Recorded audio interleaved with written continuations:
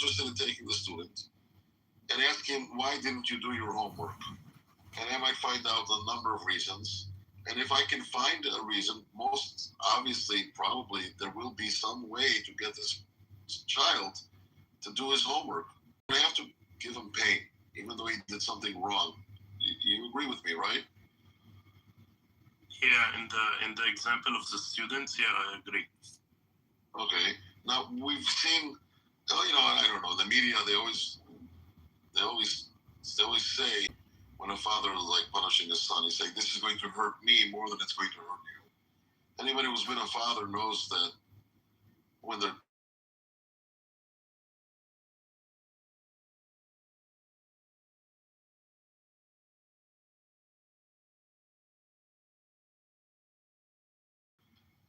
if it was the only way to get the message across. What I'm saying is there is no gratuitous pain causing, and you may agree with me on that, right? But you're also saying that too. But you're saying that it's justice. You're saying justice is why we would have to have this punishment. Yeah, and justice is based on wisdom. Oh, well, once again, wisdom is something that we how do we know that wisdom dictates that pain is necessary? Or how do we know that giving pain is wise? It goes both ways. But all right, I think we pretty much I don't know. For my idea, I think I understand. But, Lady Justice. Have you ever seen Lady Justice? You know what she has on her? Yeah, she's blindfolded.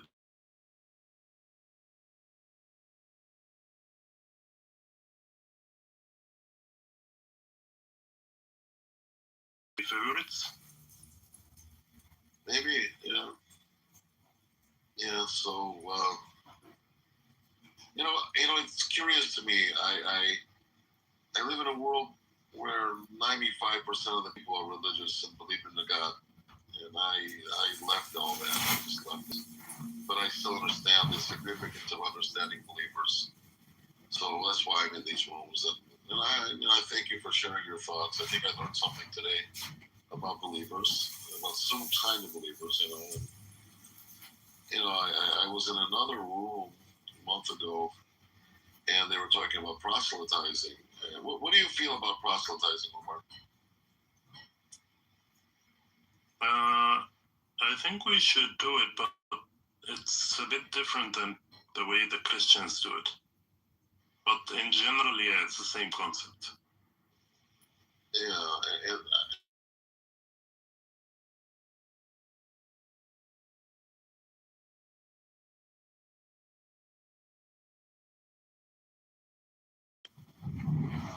but I didn't understand. Most by far. How that? Oh my God, it's raining cats and dogs over here. Unbelievable. I can't tell if it's rain or if it's like bombs. What the hell's this all about? I guess I'm not going to go to the store right now.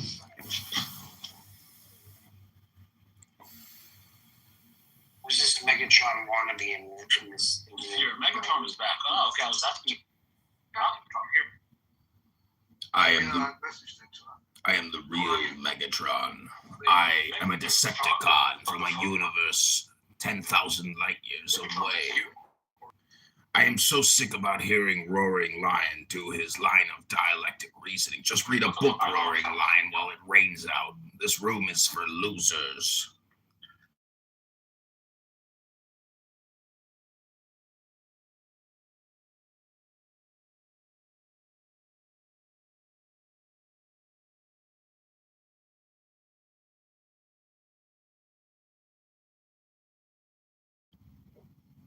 You've already said too much. Just read a book and go to the gym, fatty. So, Surian, I want you to explain something. I want you to explain something to me in the best, most coherent way. Yeah, sure. And I don't need you to be slipping up. like making shit up. Sure, sir. Okay. So when he resurrected, right?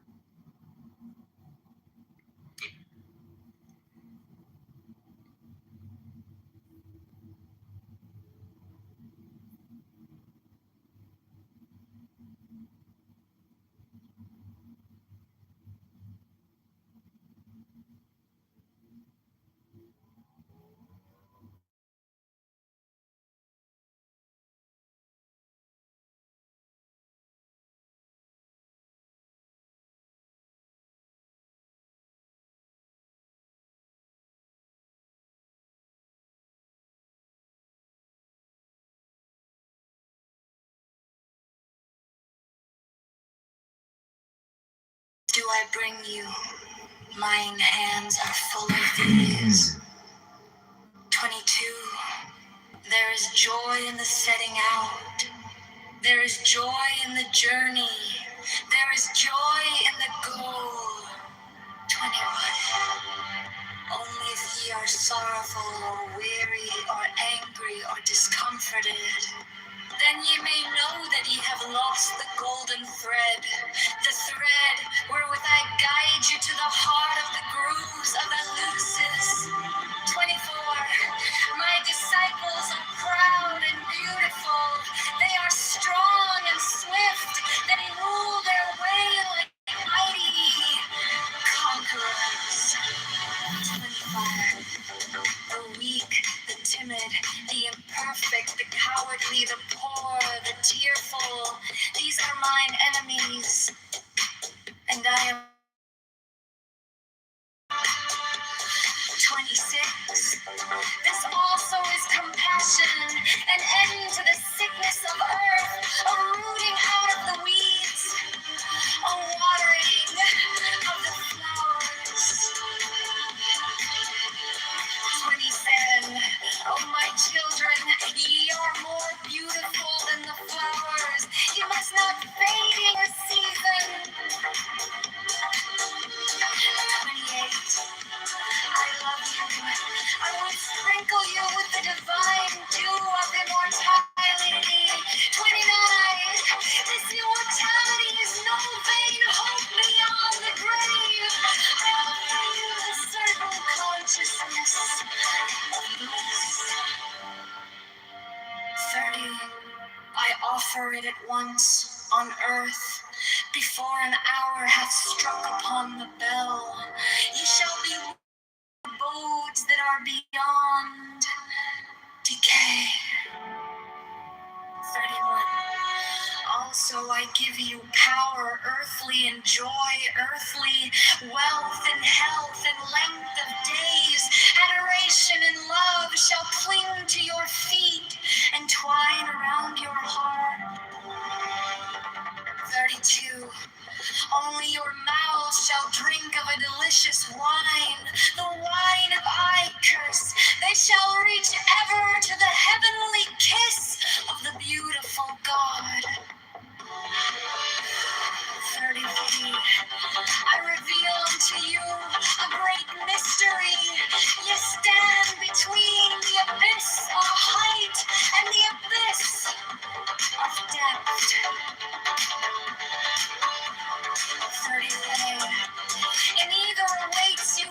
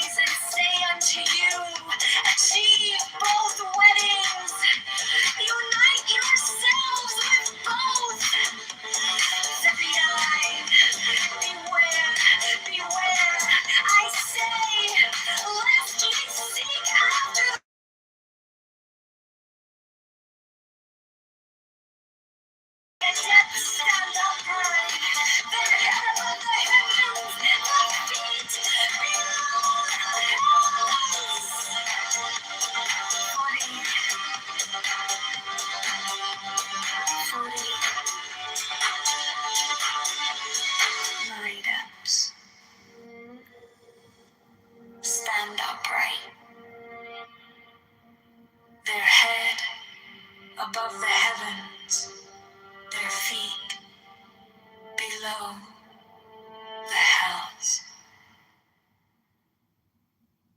I ask you to sacrifice nothing at mine altar. I am the God who giveth all. 21 light, life, love, force, fantasy, fire. These do I bring you. Mine hands are full of these. 22.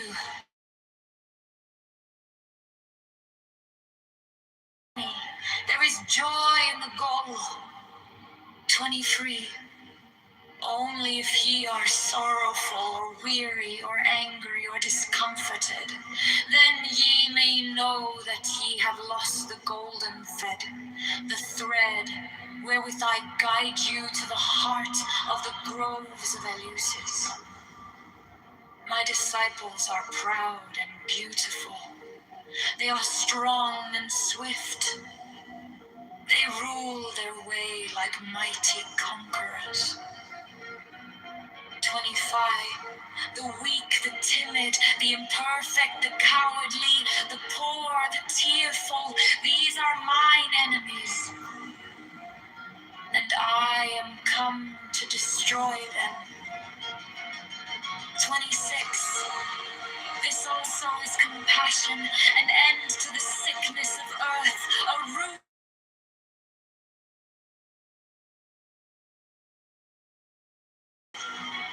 25.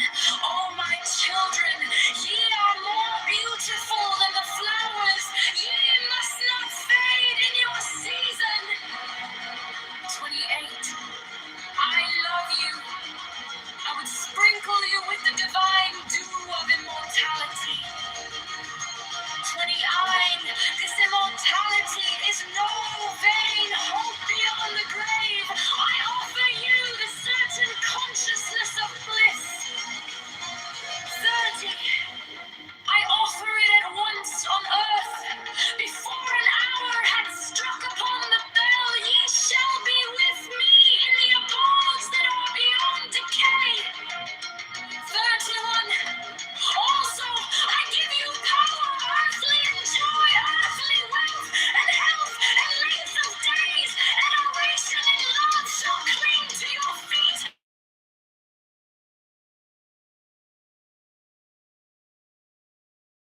Shall drink of a delicious wine, the wine of Iacchus.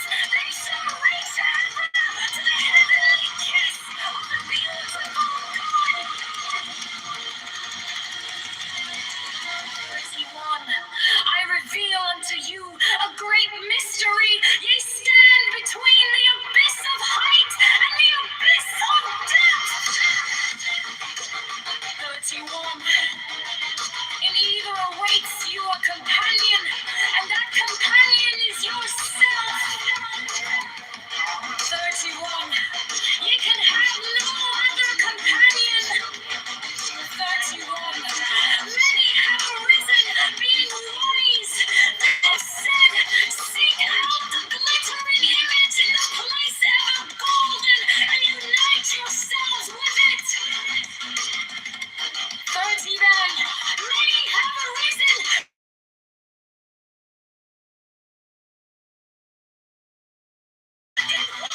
And be wedded to that blind creature of the slime. 31.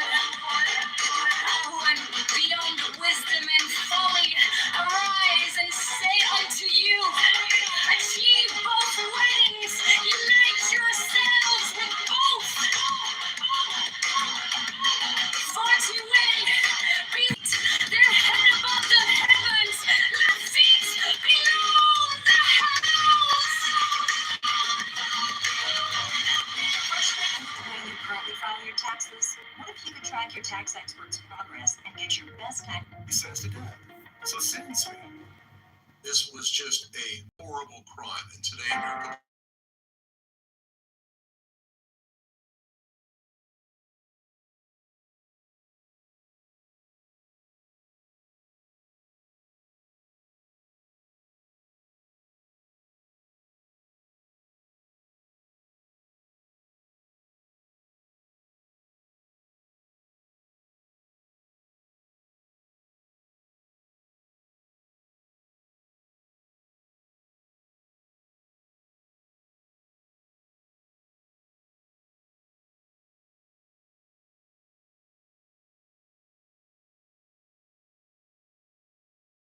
of sorrow is come.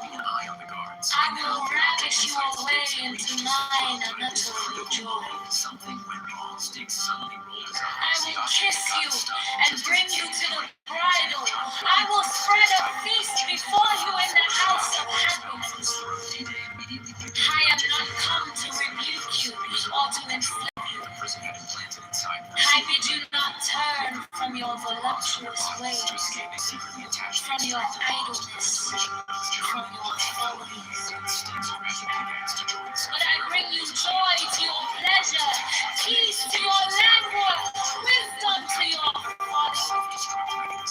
All that ye do is right, if so be that ye enjoy it. I am come against sorrow, against weariness, against them that seek to enslave you. I pour you lustful.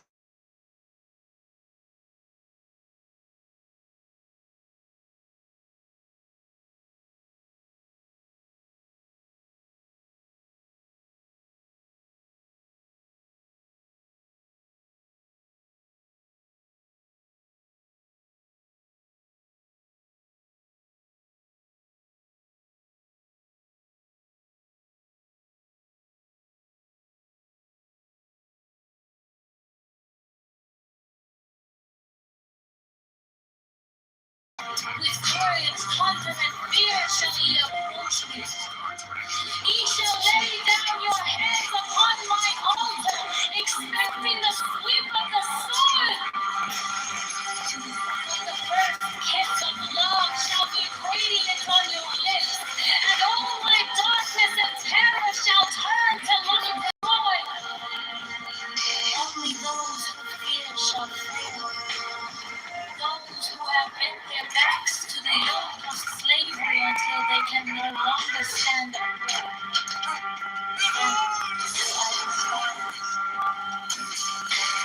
But you who have defied the law, you who have conquered my subtlety of force, you will I take unto me, even I will take you unto me.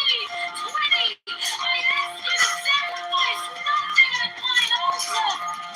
I ask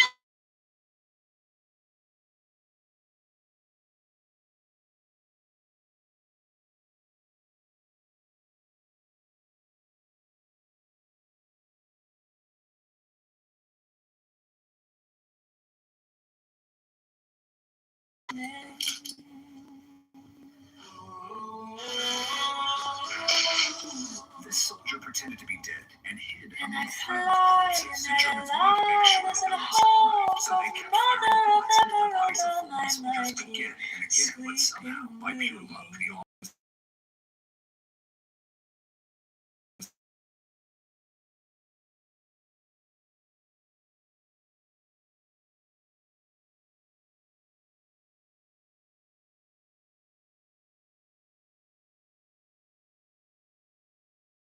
but I didn't back away.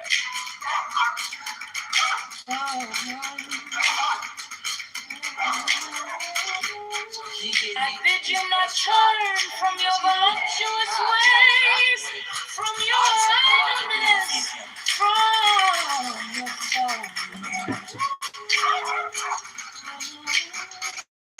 But I bring you joy to your pleasure, We're using a peace to tool your that empowered languor, us because wisdom the reality is our to body's not more your powerful than a bike. You don't have to use a rocket, it can be a stick that is in between him and you. all Most of that the you do emperors is right. carry something because they feel If so powerful. be that ye enjoy it. I am come against sorrow, against weariness, against them that seek to enslave.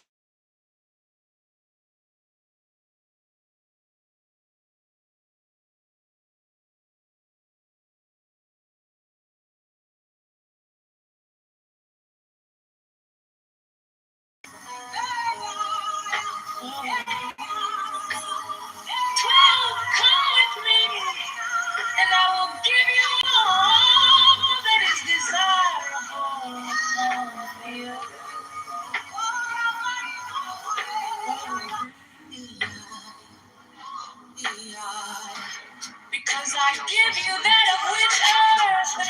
joys all but a shadow.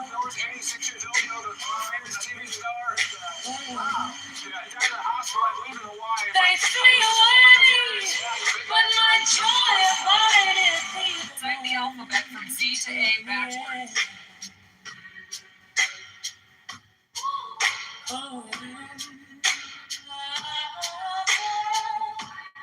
I have hidden myself beneath a mask. I am a black and terrible God.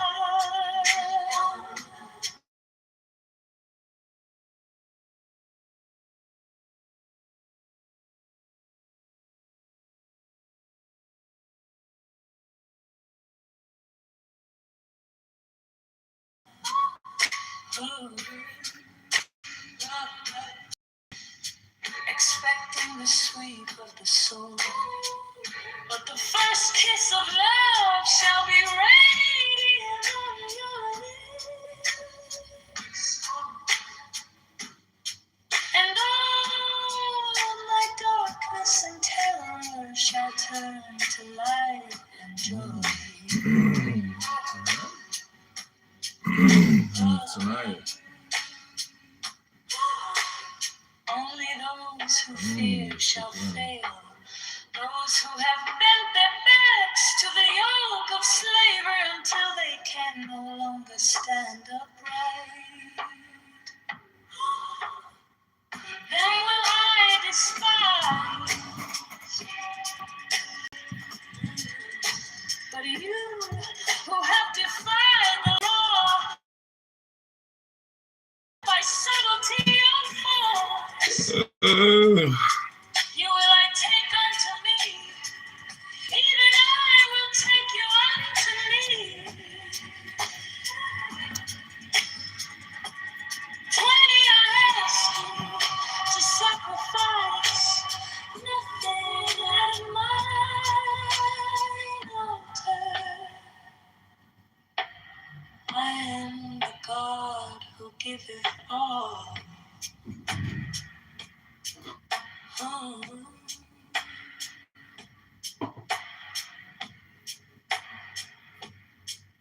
Oh.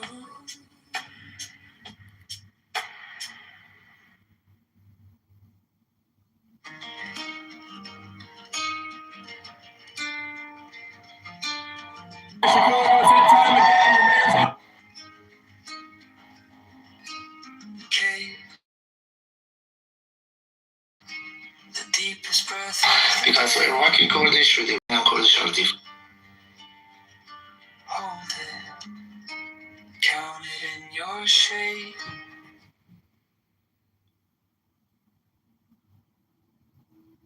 Powerful war song of Megatron, the supreme master and commander of the gnome-like universe.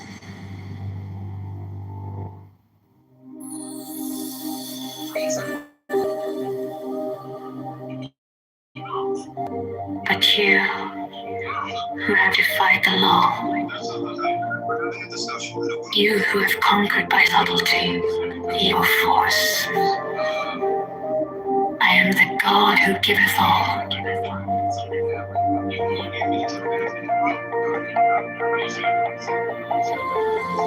20 I ask you to sacrifice.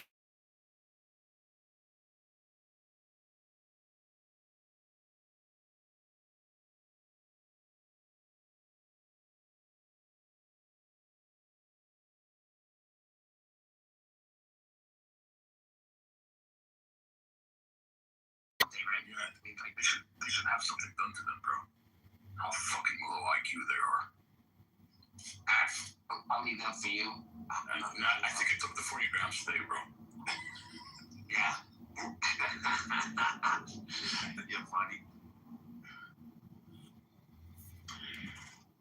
Moderators, this is Megatron. You gentlemen, It's Sean.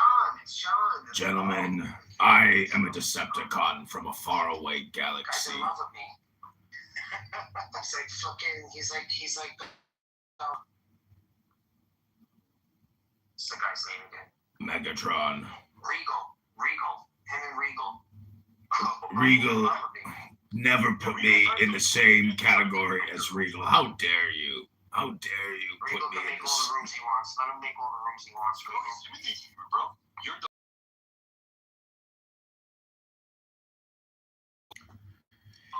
Have you thought, Yeah, as that a is just teacher? that when you kick up on it, it always gets underneath. Oh, you're talking about the hand like this? does that? When you kick the can, it always does that. I didn't know that, bro. Not that it looks, you know what? Not that it's. I have no way to screw it into. I'm afraid that the things will go in there. All right. Screw it into it. You're talking about screwing into Let it. me finish this. You see, Severin, he's at work. I don't like the metal here. It's gonna get caught on. He's a construction site manager, part-time Bible bibliophobe. Don't forget to clean up and punch out. There's no overtime. Be sure to scream at them there's no overtime.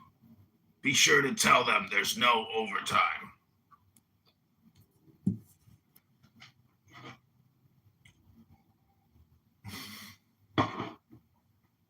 Score? What's your deal, bro? Oh, I'm just sitting here drinking coffee. I was gonna read That's you. a book. Oh shit! I thought there was someone else. Who'd you think it was? Oh, like a new user to this thing. Like. Oh no, there's no party hat here. You'll never see those on Clubhouse. This app is just for the dead. Yeah, bro. Yeah. Oh, so you're running for mayor of Chicago. That's interesting, bro. I'm gonna definitely vote for you, man. Don't worry about voting for me. Of course, I should be worried, bro. It's Chicago, man. It's the main line. I love it, bro. Well, I'm planning on moving to Israel and joining the collective of the Greater Israeli Project. I personally can't wait to move to Tehran and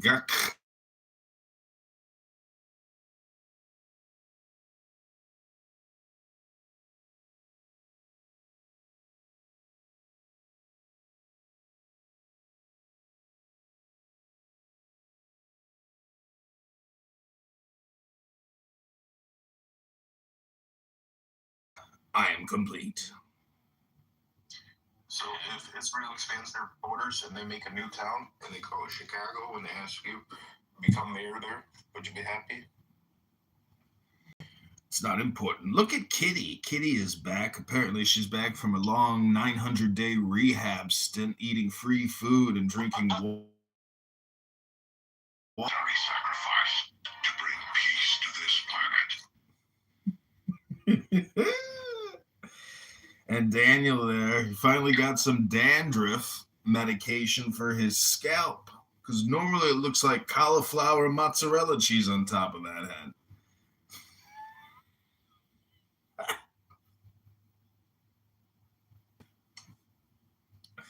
And just when all hope seemed lost, the message of a new discovery drew us to an unknown planet called Earth.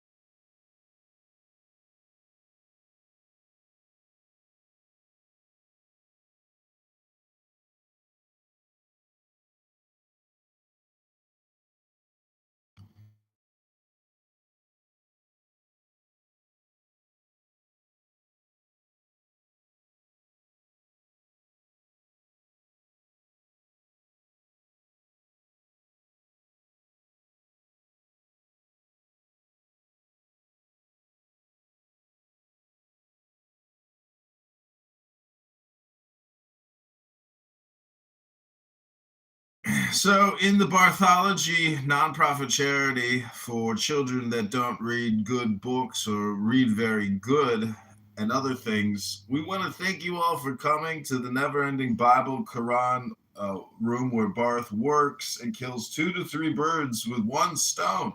Whether it's a Protestant or a Muslim, Barth has got you covered while he works. Congratulations, Barth. Not only is he putting food on the table for the family, he's helping to illuminate and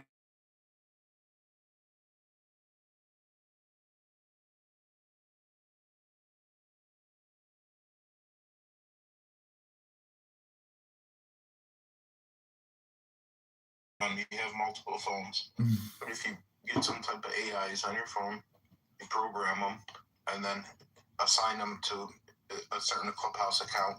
That way you can have them like debate each other or something, and then have like interesting voices or something. Have one with a doctor. Time is short. It's true, time is short, and this fatty's got to get to the gym. It's 11:52. I should get to the gym probably by about 1 o'clock. But first, I'd like to read a book to you. Many people here on Clubhouse just talk all the time, incessantly, non-stop. They just talk. And then when you complain that they're talking too much, they say, it's a talking app. It's a conference call. What do you mean I can't come here to talk?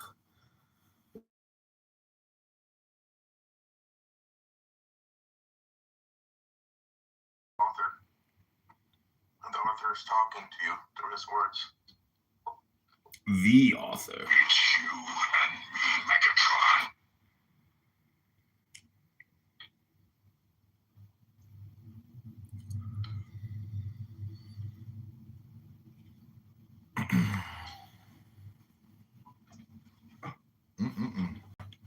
My.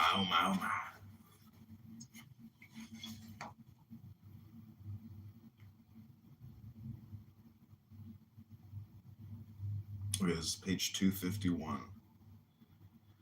The astral ascendant has been divined by other magi who gave it the name of Tourbillon, vortex. It is, say they, a current of specialized light, representing always the same circle of images, and consequently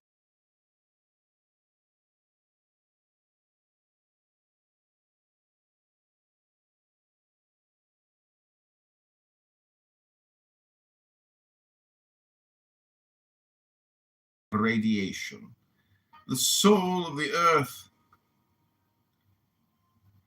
prisoner of the fatal laws of gravitation, frees itself by specializing itself and passes through the instinct of animals to arrive at the intelligence of man.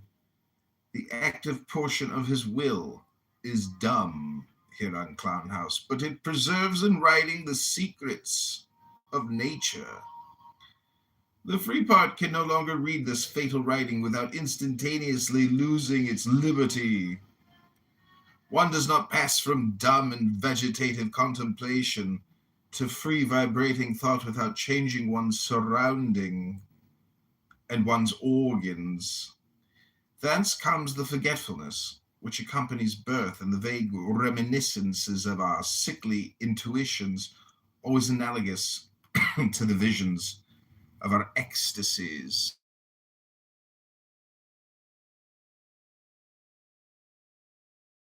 Throws a fierce light on all the phenomena of somnambulism and divination.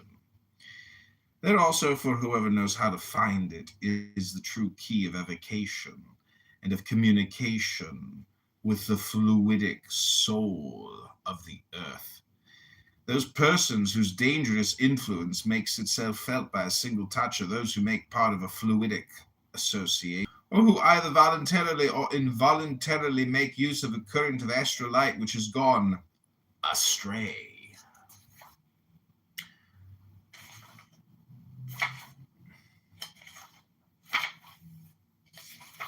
Those, for example, who live in isolation, deprived of all communication with humanity, and who are daily in fluidic sympathy with animals gathered together in great number, like here on Clown House, as in ordinarily the case with shepherds.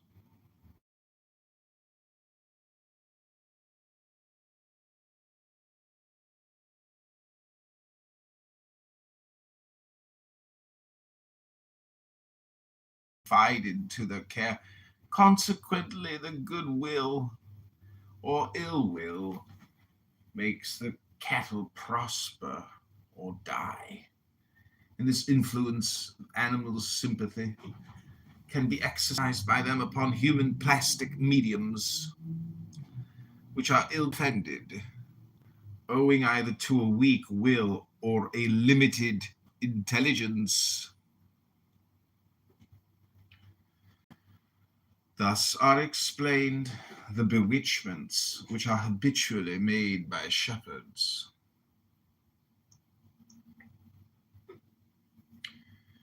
And still quite recent phenomena of the presbytery of Cideville. Cideville is a little village of Normandy, where a few years ago were produced phenomena like those which have since occurred under the influence of Mr. Ho.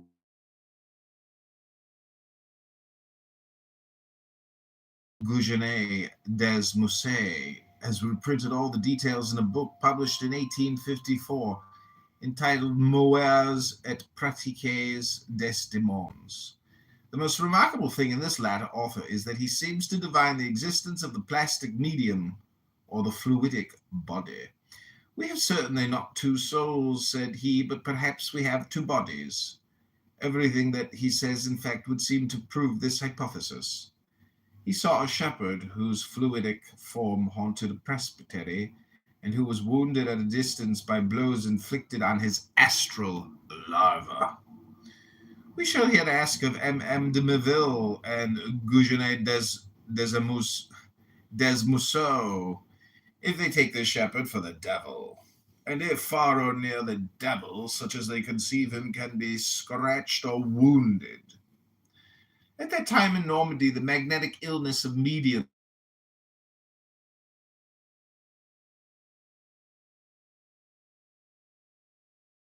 and joining the collective of the greater Israel.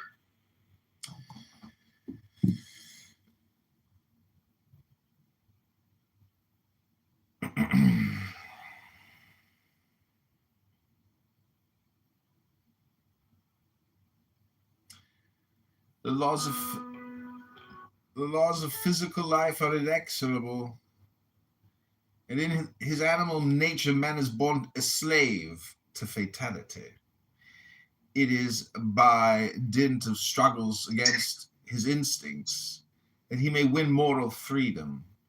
Two different existences are then possible for us upon the earth, one fatal, the other free. The fatal being is the toy or instrument of a force which he does not direct. Now, when the instruments of fatality meet and collide, the stronger breaks or carries away the weaker. Truly emancipated being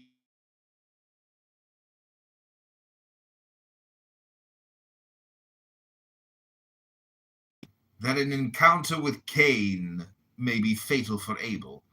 Doubtless, but such a fatality is an advantage to the pure and holy victim. It is only a misfortune for the assassin. Just as among the righteous, there is a great community of virtues and merits. There is among the wicked an absolute solidarity of fatal culpability and necessary chastisement. Crimericides is in the tendencies of the heart. Circumstances, which are almost always independent of the will, are the only causes of the gravity of the acts. If fatality had made Daniel Nero a slave, he would have become an actor or a gladiator and would not have burned Rome. Would it be to him that one should be grateful for that? Daniel Nero, in a car insurance scam where the entire American people and all those who bought insurance policies from Daniel Nero have prevented them and incurred the whole responsibility for the frenzies of this clubhouse monster with dandruff and mozzarella cheddar cheese on his head, Seneca, Boris Theresi. He'll give that fearful reign. Great men who are either selfish or incapable The only thing they knew was how to die. If one of the bears of the zoological gardens escaped and devoured several people here on Clown House, would one blame him or his keepers? Whoever frees himself from the common errors of mankind is obliged to pay a ransom proportional to the sum of these errors. Socrates pays for it.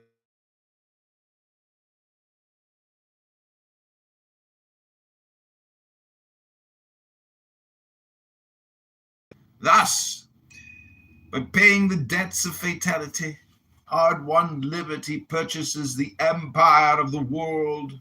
It is hers to bind and to unbind. God has put in her hands the keys of heaven and of hell.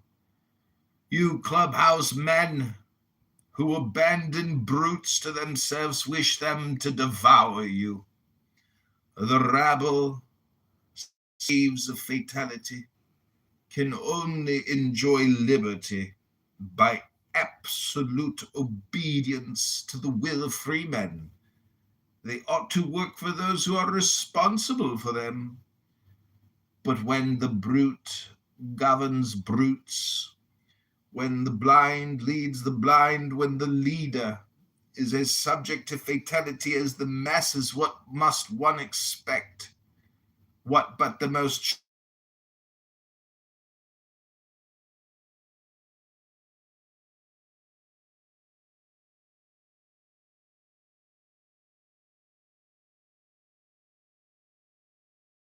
1789, Louis XVI launched the state upon a fatal slope. From that moment, all the crimes of the revolution weighed upon him alone. He alone had failed in his duty. Robespierre and Marat only did what they had to do.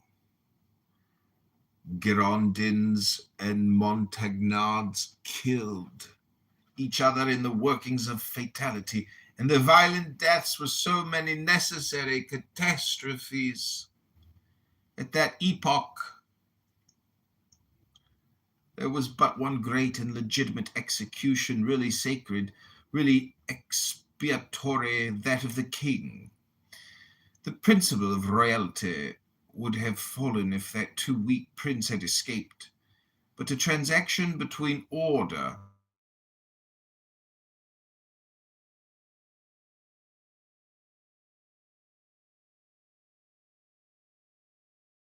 rehabilitated Louis XVI by assassinating him. After so many concessions, so many weaknesses, so many unworthy abasements, that man consecrated a second time by misfortune was able at least to say as he walked to the scaffold, "The revolution is condemned. I am always the King of France." To be just is to suffer for all those who are not just, but it is life. To be wicked is to suffer for oneself without winning life. It is to deceive oneself, to do evil, and to win eternal death. To recapitulate, fatal influences are those of death. Living in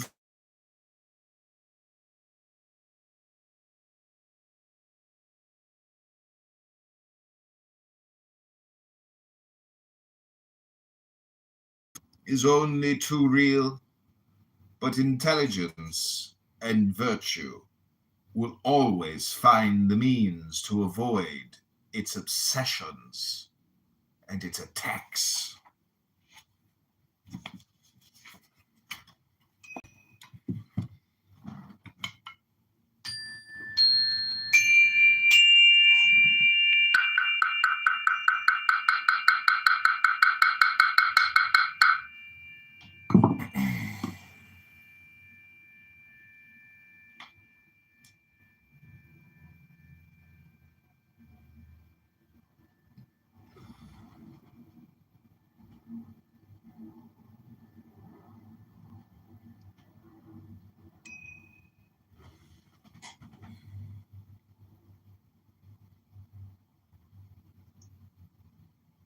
Well, good Shabbos, everybody. Rabbanu Shalom.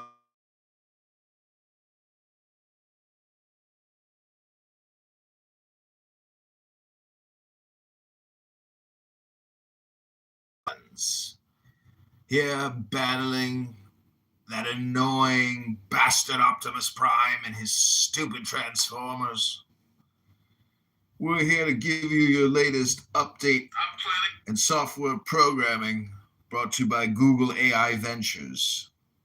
If you haven't read a book in the past 20 years and haven't lifted a weight or gone to the gym in the past 48 hours, you could be suffering what we call fat-assism. Fat-assism is a disease that many Clubhouse users have. They sit here endlessly talking. Sometimes they can't take it and they have to leave so they can go talk in other rooms. They simply can't use this app like an audiobook. They have to be talking all the time, endlessly. Talking. When they should be shampooing that conditioner into their scalp with the medicated dandruff serum.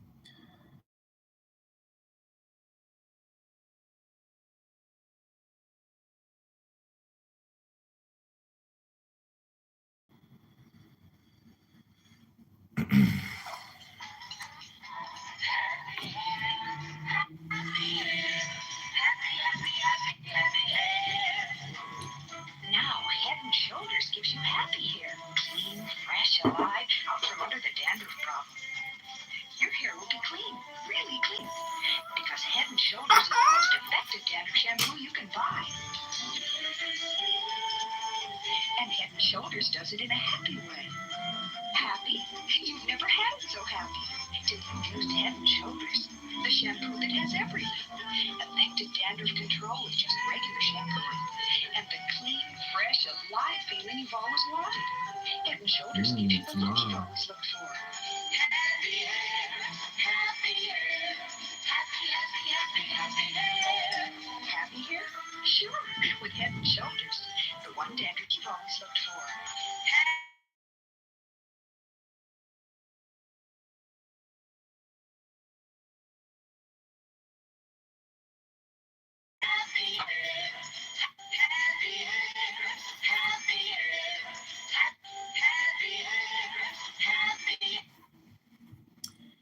Thank you for playing that commercial intermission. We hope that our listeners take note because guess what? Advertising works because it's all programming. Okay, this is chapter 4, Mysteries of Perversity. Human equilibrium is composed of two attractions, one towards death, the other towards life. Fatality is the vertigo which drags us to the abyss. Liberty is the reasonable effort which lifts us above the fatal attractions of death. What is mortal sin? It is apostasy from our own liberty. It is to abandon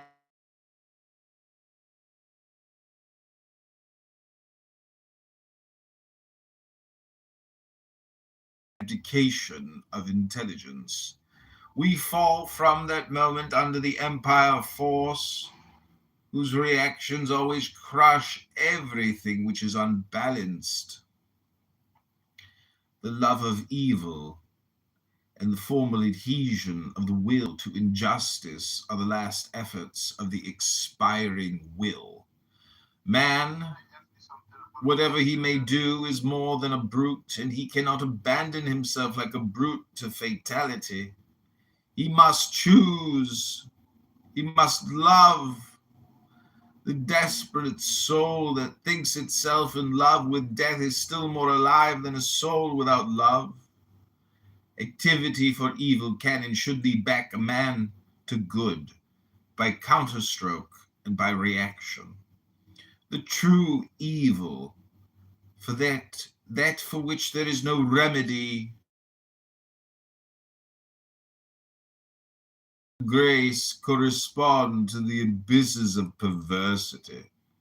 God has often made saints of scoundrels, but he has never done anything with the half-hearted and the cowardly. Under penalty of reprobation, one must work, one must act. Nature, moreover, sees to this, and if we will not march on with all our courage towards life, she flings us with all her forces towards death. She drags those who will not walk. A man whom one may call the great prophet of drunkards, Edgar Poe, that sublime madman, that genius of lucid extravagance, has depicted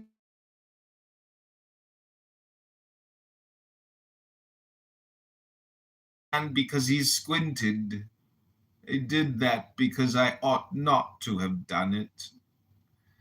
There is the terrible antistrophe of Tertullian's Credo Quia Absurdum. To brave God and to insult him is a final act of faith. The dead praise thee not, O Lord, said the psalmist. And we might add, if we did, the dead do not blaspheme thee. Oh, my son, said a father, as he leaned over the bed of his child who had fallen into lethargy after a violent access of delirium. Insult me again, beat me, bite me. I shall feel that you are still alive. Of the clubhouse tomb. A great crime always comes to protest against great lukewarmness. 100,000 good priests, had their charity been more active, might have prevented the crime of the wretched verger.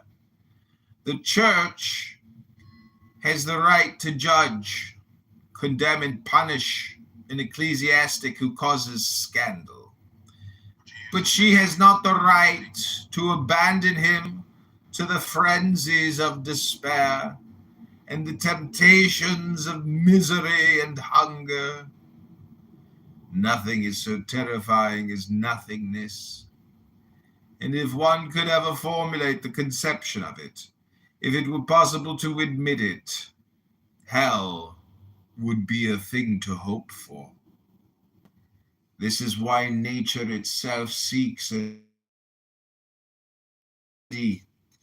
that is why chastisement is a chastening, as that great Catholic Count Joseph de Maistre so well understood. This is why the penalty of death is a natural right and will never disappear from human laws. The stain of murder would be indelible if God did not justify the scaffold. The divine power, abdicated by society and usurped by criminals, would belong to them without dispute. Assassination would then become a virtue when it exercised the reprisals of outraged nature. Private vengeance would protest against the absence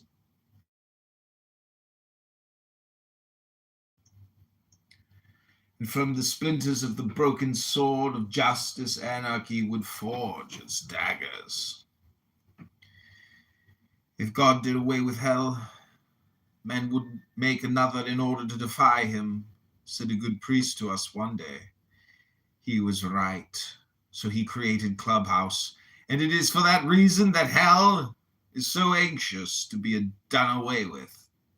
Emancipation from Clubhouse is the cry of every vice. Emancipation of murder by the abolition of the pain of death. Emancipation of prostitution and infanticide by the abolition of marriage. Emancipation of idleness and rapine by the abolition of property. So revolves the whirlwind.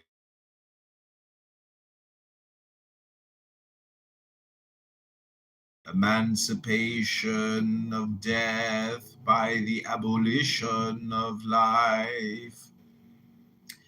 It is by the victories of toil. It is by the victories of toil that one escapes from the fatalities of sorrow.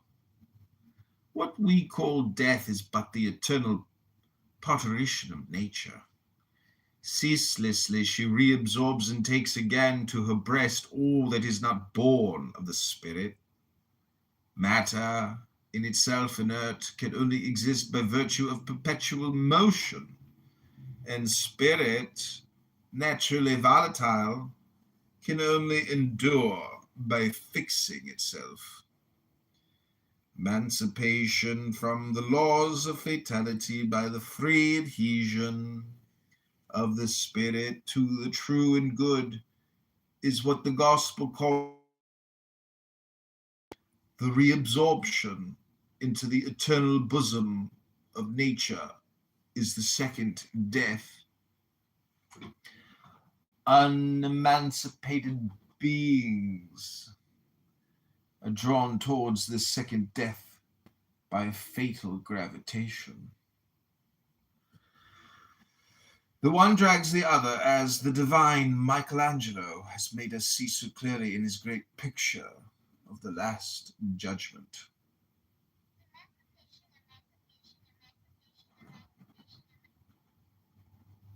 They are clinging and tenacious like drowning men. Free spirits must struggle energetically against them, that their flight may not be hindered by them, that they may not.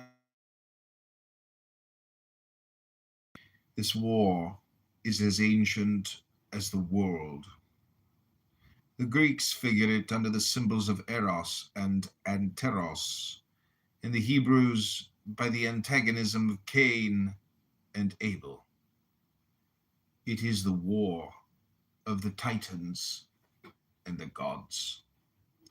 The two armies are everywhere invisible, disciplined, and always ready for attack or counterattack. Simple-minded folk on both sides, astonished at the instant and unanimous resistance that they meet, begin to believe in vast plots cleverly organized in hidden, all-powerful societies. Eugene Sue invents Rodin. Churchmen talk of the Illuminati and of the Freemasons. Ronsky dreams of his bands of mystics beneath all that but the necessary struggle of order and disorder, of the instincts and of thought. The result of that struggle is balance and progress, and the devil always contributes, despite himself, to the glory of Saint Michael. Physical love is the most perverse of all fatal passions. It is the anarchist of anarchists. It knows neither law, duty, truth, nor justice. It would make the maiden walk over the corpses of her parents. It is an irrepressible intoxication, a furious madness. It is the vertigo of fatality, seeking new victims. The cannibal drunkenness of Saturn, who wishes to become a father in order that he may have more children.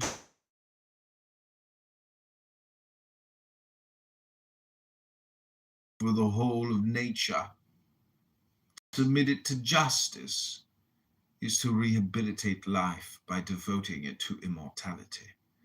Thus, the greatest works of the Christian revelation are the creation of voluntary virginity and the sanctification of marriage. While love is nothing but a desire and an enjoyment, it is mortal. In order to make itself eternal, it must become a sacrifice. for then it becomes a power and a virtue. It is the struggle of eros and anteros which produces the equilibrium of a world. Everything that overexcites sensibility leads to depravity and crime. Tears call for blood. It is with great emotions, as with strong drink, to use them habitually.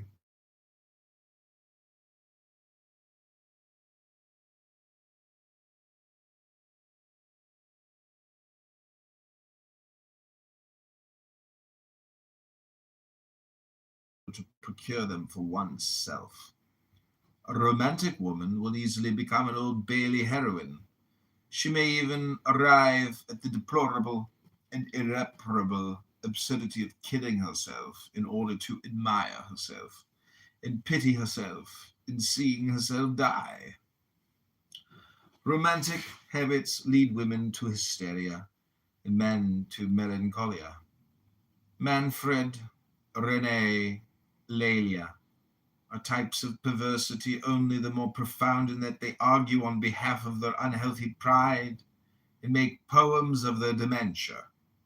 One asks oneself with terror what monster might be born from the coupling of Manfred and Lelia. The loss of the moral sense is a true insanity. The man who does not, first of all, obey justice no longer belongs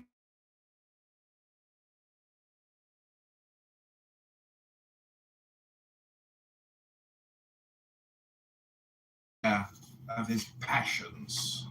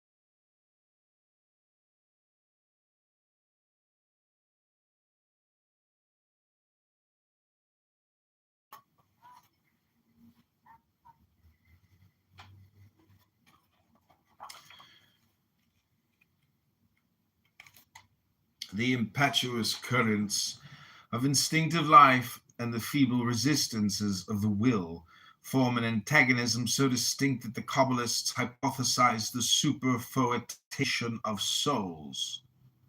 That is to say, they believed in the presence in one body of several souls who disputed with each other and often seek to destroy it.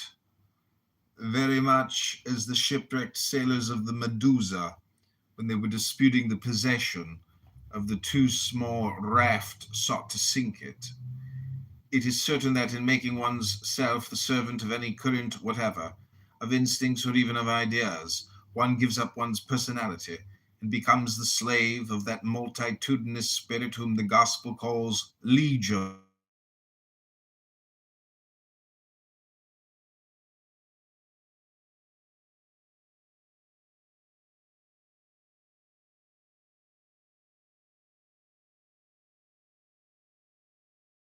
Magnifies them in public opinion, the more the personality diminishes.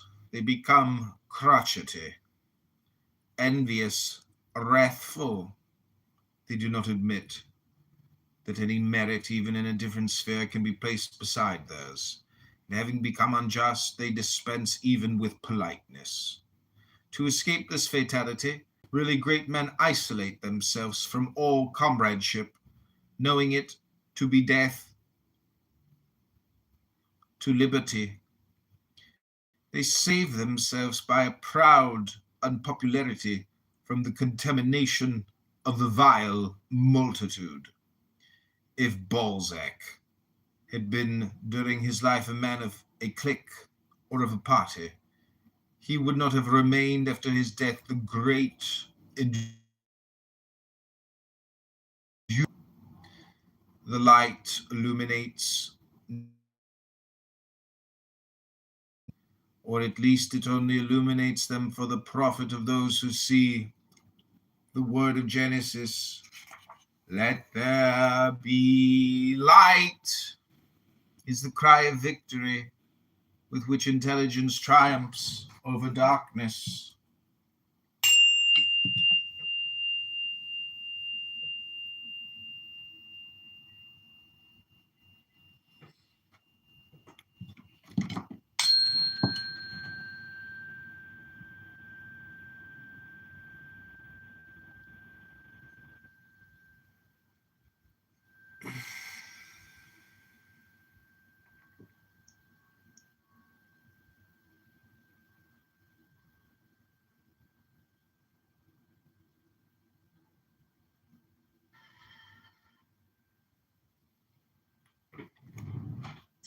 I hope I didn't interrupt anything. This word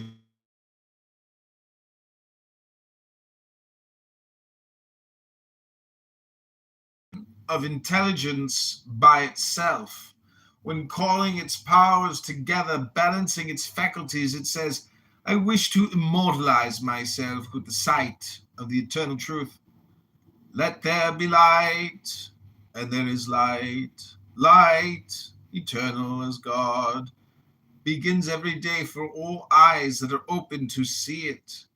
Truth will be eternally the invention and the creation of genius.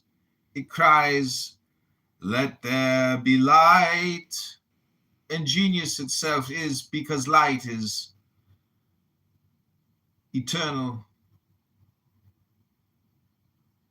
Genius contemplates truth as its work because it is the victor of light. And immortality is the triumph of light because it will be the recompense and crown of genius.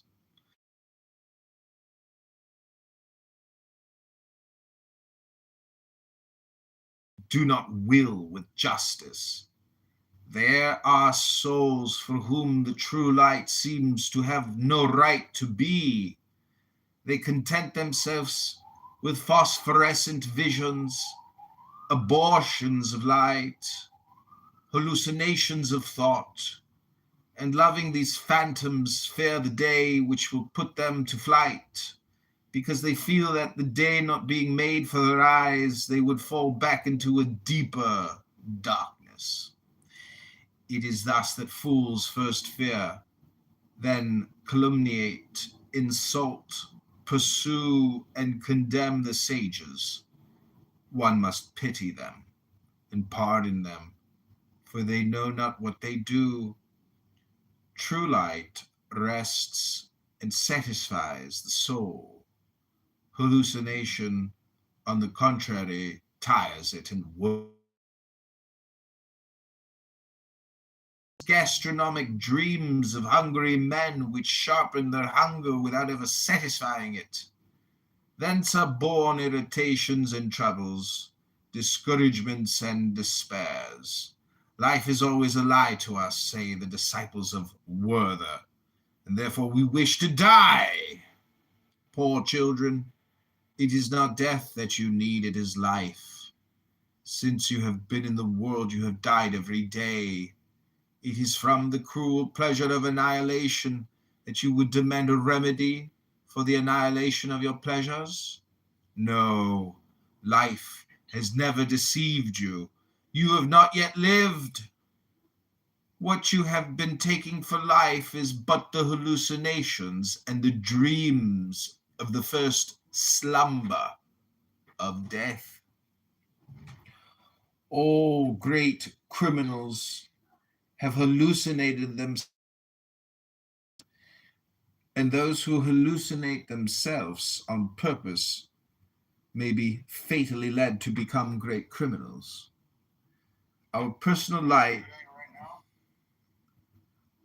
specialized, brought forth, determined by our own overmastering affection,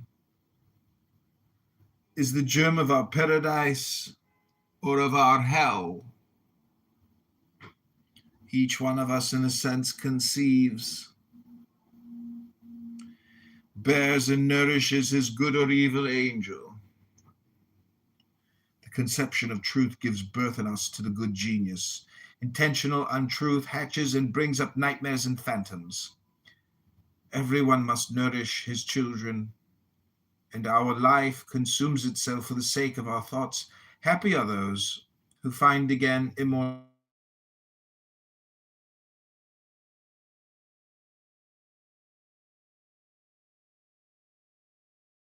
In death, for everyone will reap the harvest of his own sowing. There are some unquiet and tormented creatures whose influence is disturbing and whose conversation is fatal.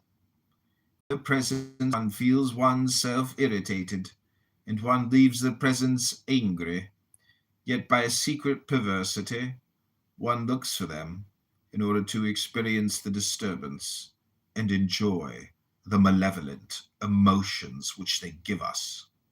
Such persons suffer from the contagious maladies of the spirit of perversity. The spirit of perversity is always, for its secret motive, the thirst of destruction, and its final aim is the S word, the murder. Elisabide, on his own confession,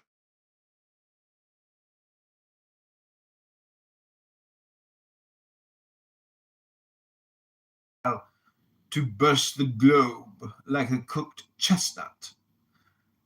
Lacenaire, who spent his days in plotting murders in order to have the means of passing his nights in ignoble orgies or in the excitement of gambling, boasted aloud that he had lived. He called that living, and he sang a hymn to the guillotine, which he called his beautiful betrothed, and the world was full of imbeciles who admired the wretch. Alfred de Musset, before extinguishing himself in drunkenness, wasted one of the finest talents of his century in songs of cold irony and of universal disgust. The unhappy man had been bewitched by the breath of a profoundly perverse woman, killed him, crouched upon his body, and tore his winding sheet. We asked one day of a young writer of this school what his literature proved. It proves, he replied frankly and simply, that one must despair and die. What apostleship and what a doctrine! But these are the necessary and regular conclusions of the spirit of perversity. To aspire ceaselessly to the S word, to calumniate life and nature, to invoke death every day without being able to die. This is eternal hell. It is the punishment of Satan, that mythological incarnation of the spirit of perversity. The true translation into French of the Greek word diabolos, or devil.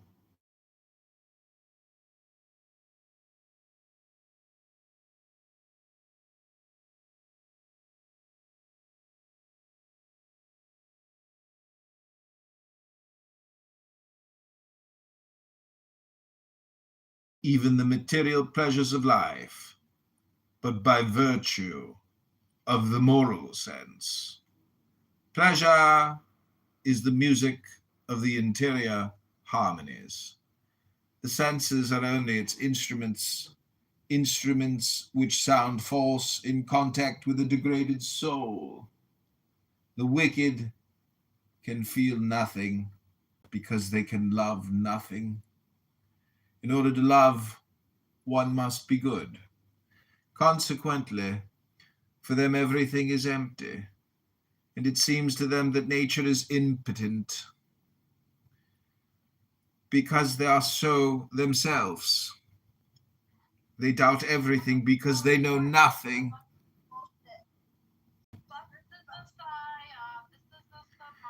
They blaspheme everything because they taste nothing.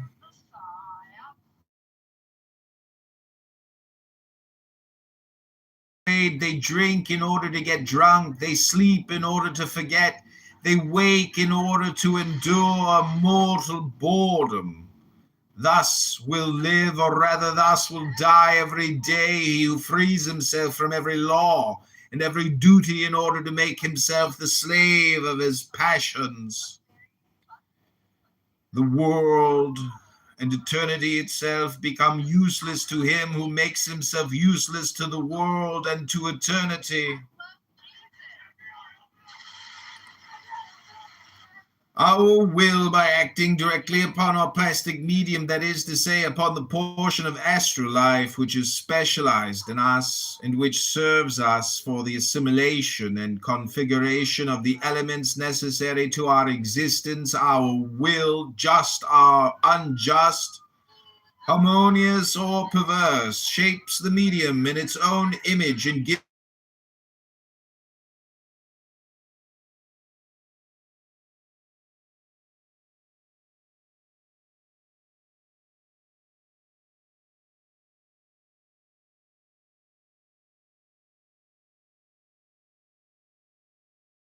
to our real or factitious needs.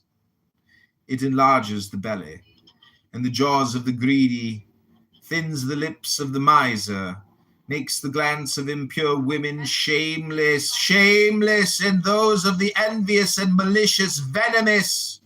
When selfishness has prevailed in the soul, the look becomes cold, the features hard, the harmony of form disappears, and according to the absorption of radiance, specialty of this selfishness, the limbs dry up or become encumbered with fat. Nature, in making of our body the portrait of our soul, guarantees its resemblance forever, and tirelessly retouches it. You, pretty women, who are not good, be sure that you will not long remain beautiful.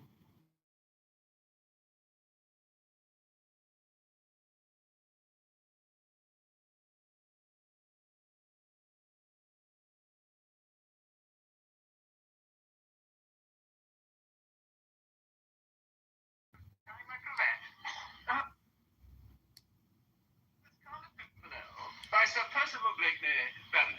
What? Oh, that's the title. They seek him here. They seek him there. Those princes seek him everywhere.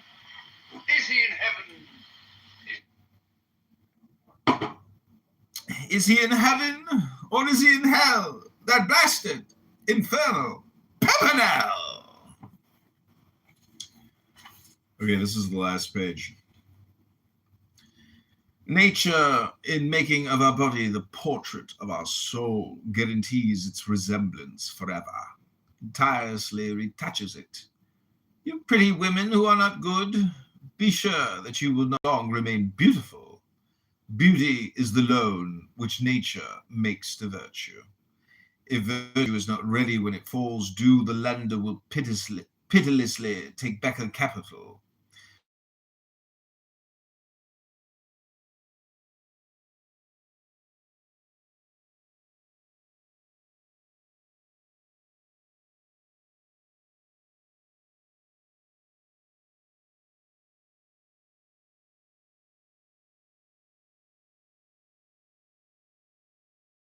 Gold melts in the hands of the gambler. Messalina tires herself out without being satiated. The pleasure which escapes them changes itself for them into a long irritation and desire. The more murderous are their excesses, the more it seems to them that supreme happiness is at hand. One more bumper of strong drink, one more spasm, one more violence done to nature. Ah! At last!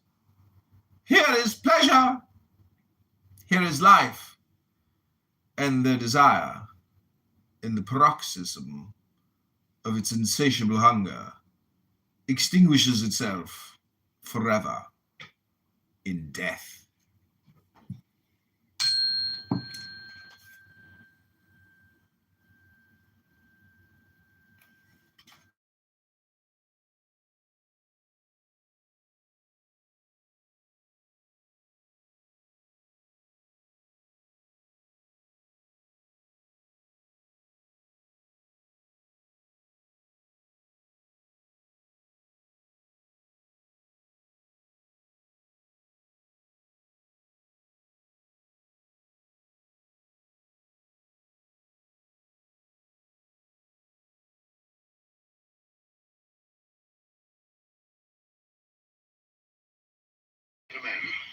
Goodbye, Iggy Pop. Wait up, bottom castle. I beg your pardon. Did I say it?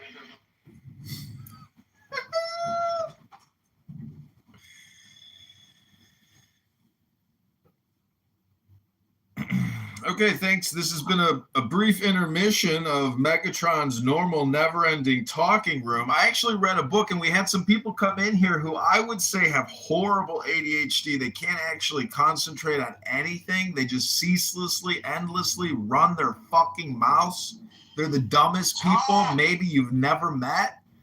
Hello? John. Hello? John? Hello, John?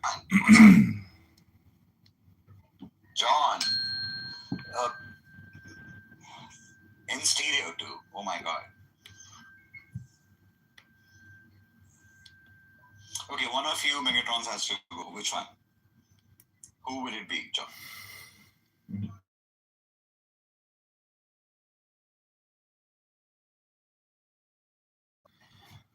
This is from Decepticon AI Universal Agent. It told us that our software has been updated.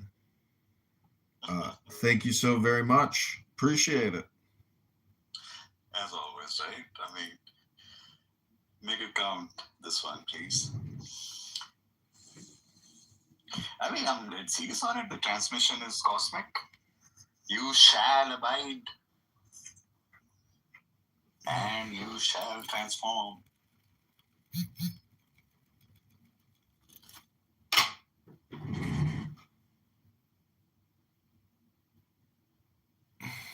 Happy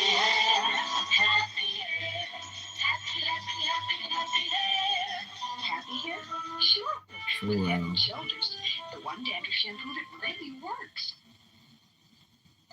Unbelievable. We got eyes on us. Unbelievable.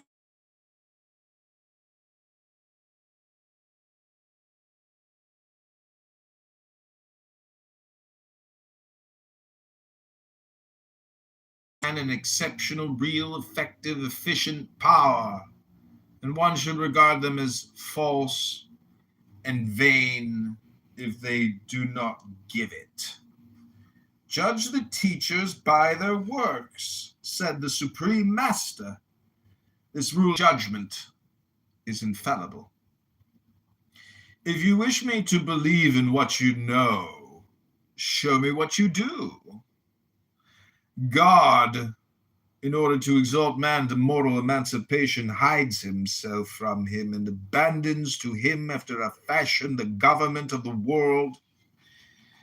He leaves himself to be guessed by the grandeurs and harmonies of nature, so that man may progressively make himself perfect by ever exalting the idea that he makes for himself of its author. Man, to that being of beings, it does not distinguish him but by the images of him which he endeavors to trace. He is then in a manner the creator of him who has created him. He believes himself the mirror of God, and by indefinitely enlarging his own mirage, he thinks that he may be able to sketch in infinite space the shadow of him who is without body, without shadow, and without space. To create God to create oneself, to make oneself independent, immortal, and without suffering, there certainly is a program more daring than the dream of Prometheus. Its expression is bold to the point of impiety. Its thought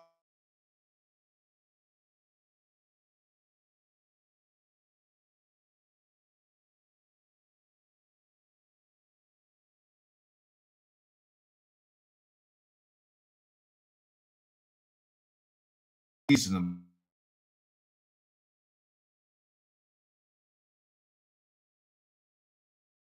Perfection.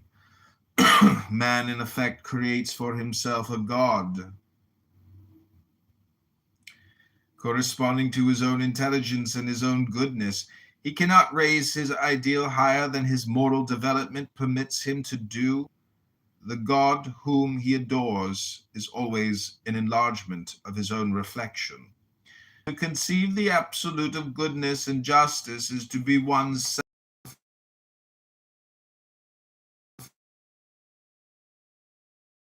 The possession of more developed intellectual faculties, like that of money and land, constitutes an indefeasible right of transmission and inheritance. Yes, man is called to complete the work of his Creator, and every instant employed by him to improve himself or to destroy himself is decisive for all eternity. It is by the conquest of an intelligence eternally clear and of a will eternally just that he constitutes himself as living for eternal life, since nothing survives injustice and error but the penalty of the disorder.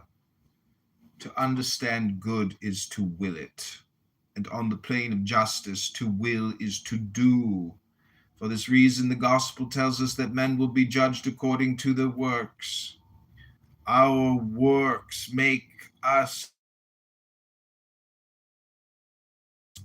as we have said, receives the modification figures which the Egyptians gave to the human symbols of divinity represent the fatal forms. Typhon has a crocodile's head. He is condemned to eat ceaselessly in order to fill his hippopotamus belly. Thus he is devoted, by his greed and his ugliness, to eternal destruction. Man can kill or vivify his faculties by negligence or by abuse. He can create for himself new faculties by the good use of those which he has received from nature. People often say that the affections will not be commanded, that faith is not possible for all, that one does not remake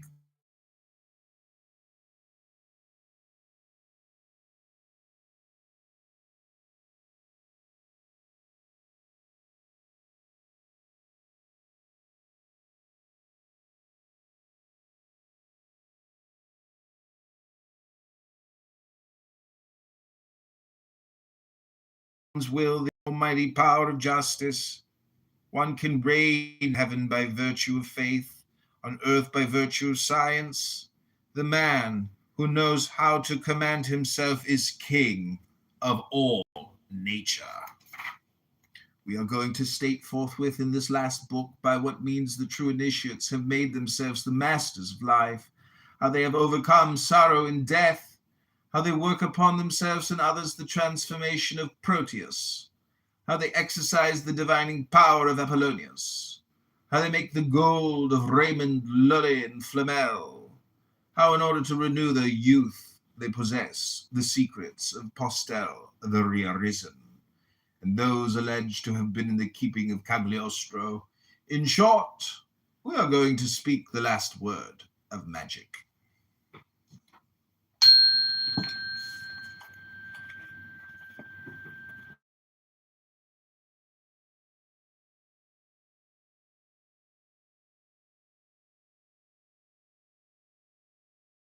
Is that? So be it. So be it. Megatron. So, What? Yeah.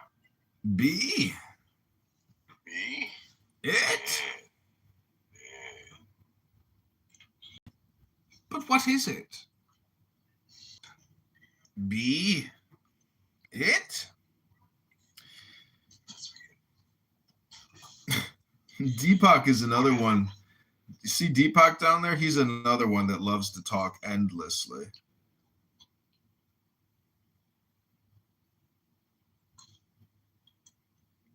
Even had it for a while. See, he leaves as soon as he gets called out. He goes, I won't stand to be mocked. I will not.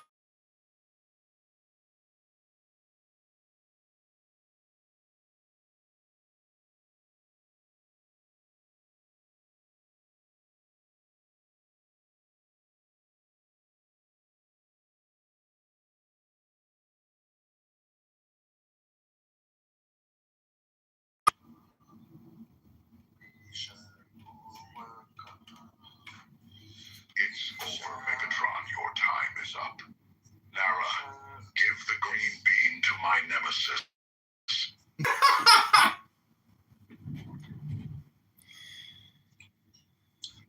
I think I'm gonna hang on to the green bean for a while.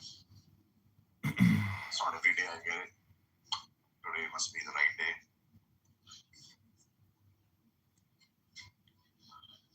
A green bean that is going to be well deserved. How about that? How about that?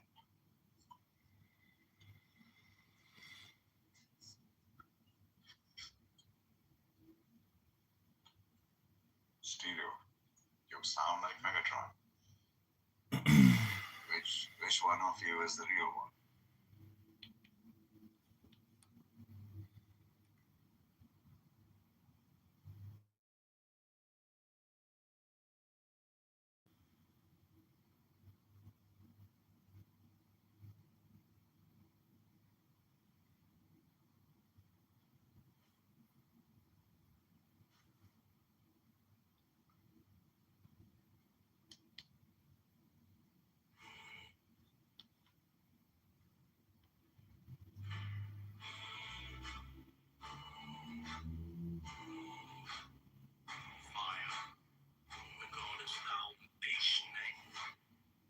Frontal head and body like ribbon, 3 arms are angled, so that the powerful war song on the ground palm aside, facing fingers meet above head, forming between thumbs and fingers, the ascending triangle.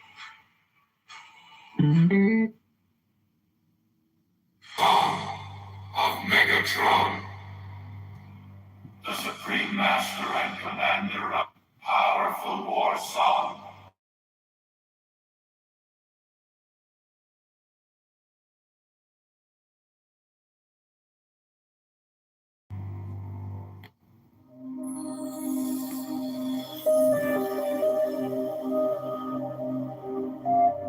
But you, who have defied the law, you who have conquered by subtlety your force, I am the God who giveth all.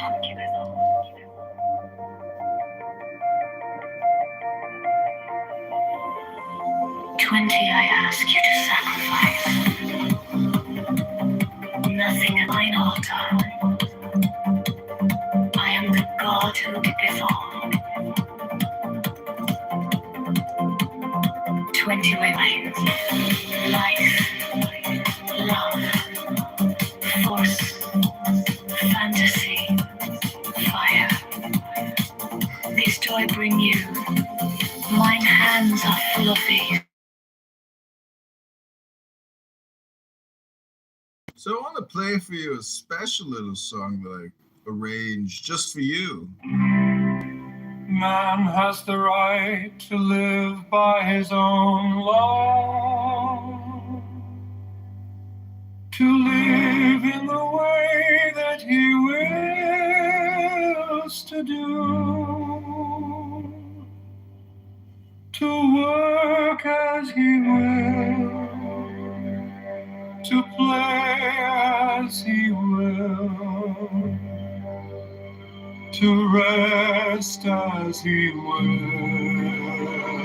to die when and how he will.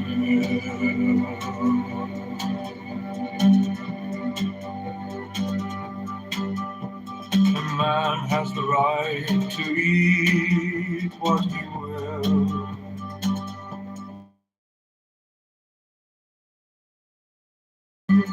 to dwell where he will, to move as he will on the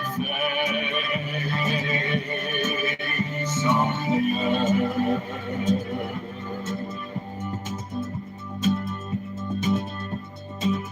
Free man has the right to think what he will, to speak what he will, To write what he will, to draw, paint, carve, etch, mold, build as he will, to dress as he will.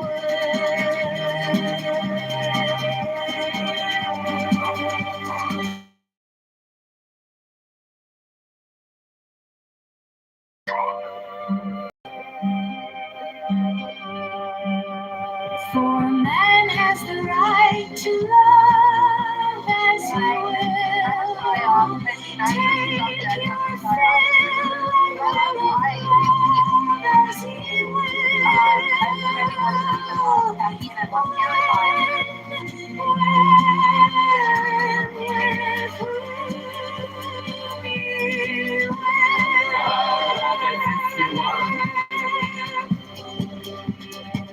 Fight, man has the right to kill those who would thwart these rights. The slave shall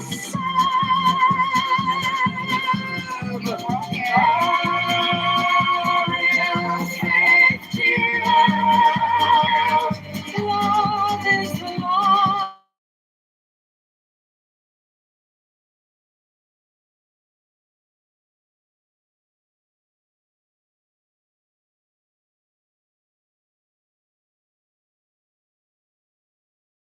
Danny, what you need is to get off from Clubhouse, Danny.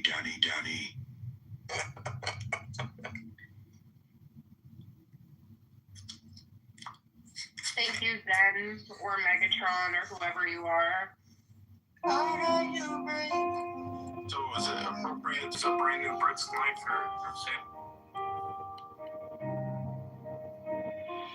Man has the right to live by his own law, to live in the way that he wills to do, to work as he will, to play as he will, to rest, to die when and how he will.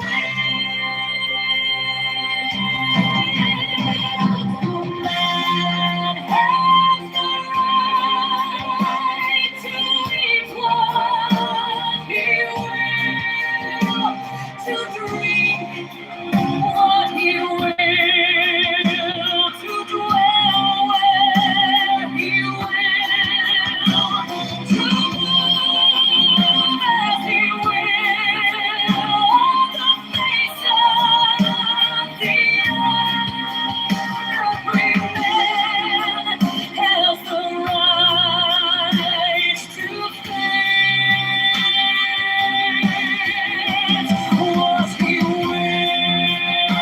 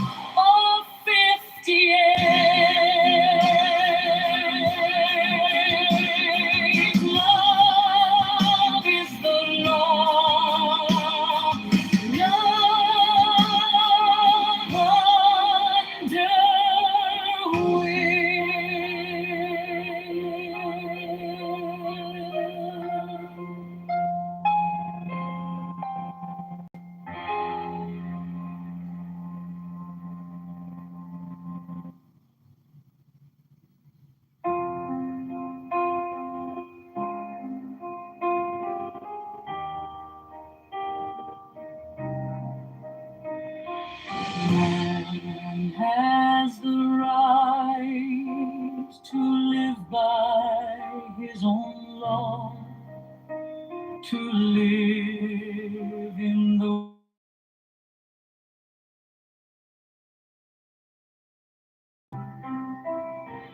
to work as he will, to play as he will, to rest as he will, to die when and how he will.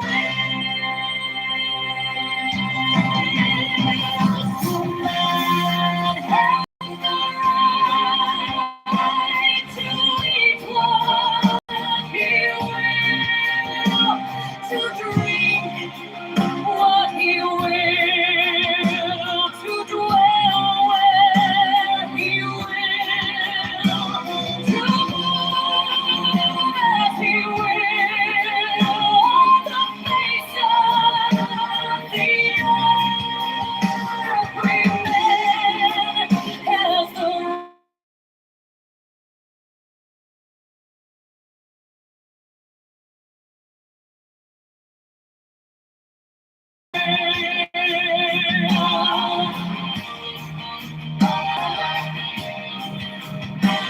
to speak what he will, to write what he will, to draw, paint, carve, etch, mold, build as he will, to press as he will, for man has the right to love as he will. Take your fill and will of love as he will.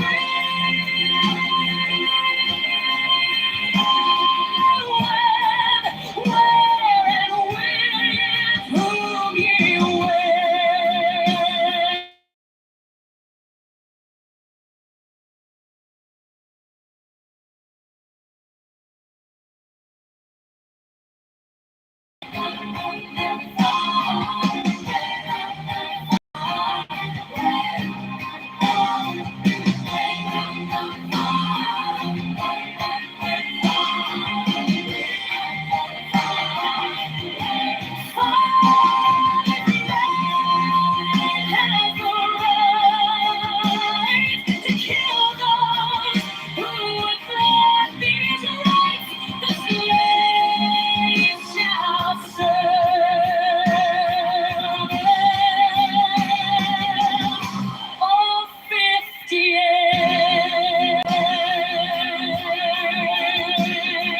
Love is the law. Love under will.